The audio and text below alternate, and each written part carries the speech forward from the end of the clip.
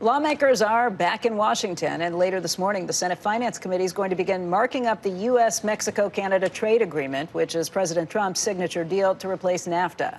Joining us right now is Senator Charles Grassley. He's the chairman of the Senate Finance Committee. And, sir, thanks for being with us today. Thank you.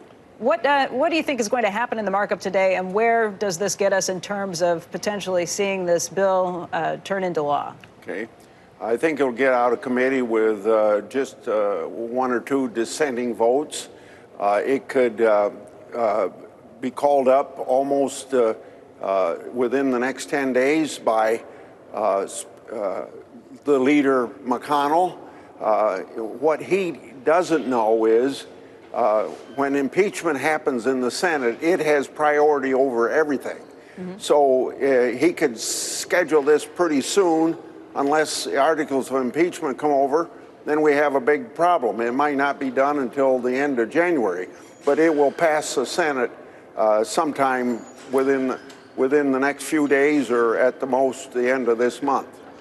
Will that bill be very similar to the bill that passed the House already? So, in other words, there won't be much to work out in conference? It has to be exactly the same because trade agreements are handled a little bit different than other legislation.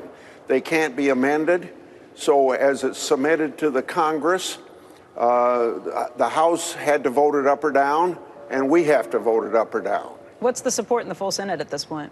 I can't tell you whether it'd be 70-30 or 80-20, but it's going to be overwhelmingly approved.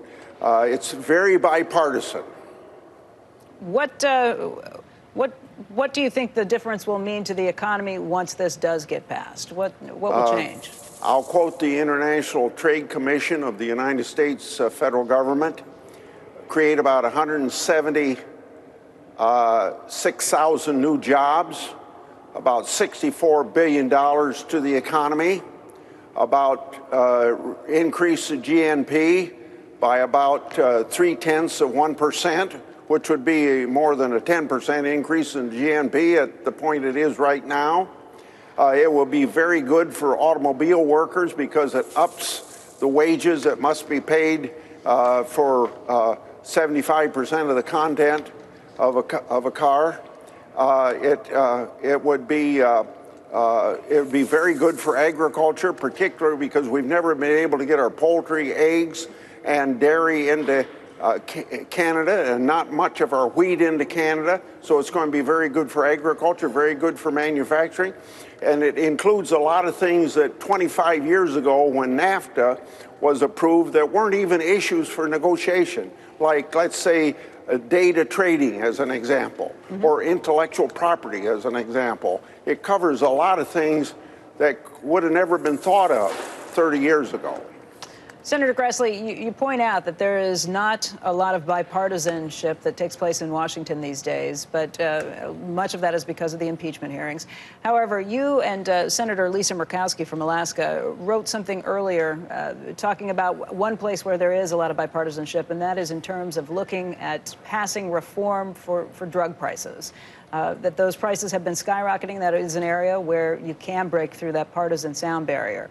What do you think has to happen next? What are the plans that are on the table for the legislation trying to tackle some of that?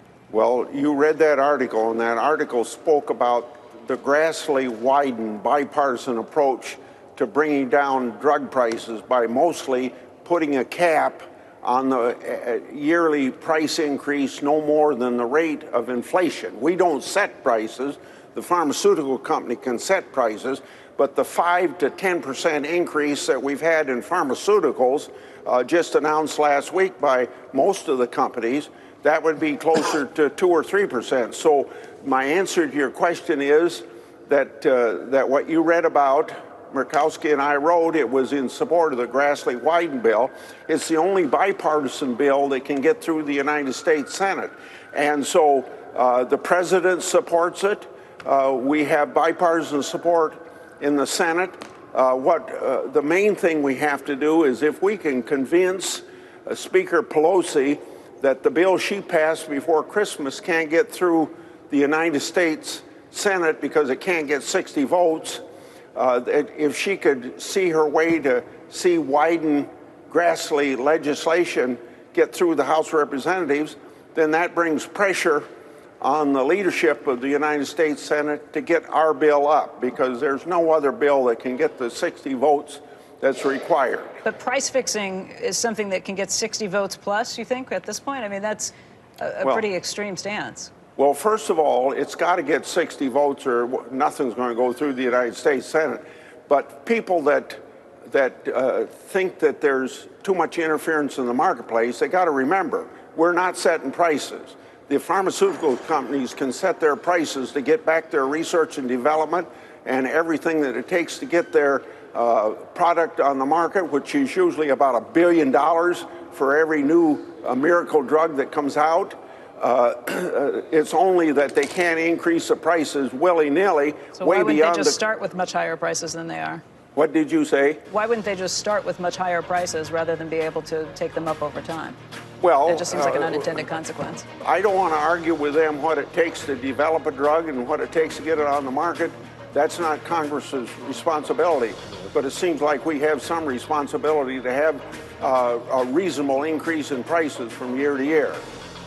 Hey, Senator, Northern Iowa's at home tonight against Indiana State. Should I take Northern Iowa if I give 7.5 points against Indiana State? I haven't heard of Indiana State since Larry Bird, but should I saw UNI beat Bradley Saturday night, and I think if we play the same way we did then, we'll take Indiana State very easily. 7.5 points, I don't need to worry?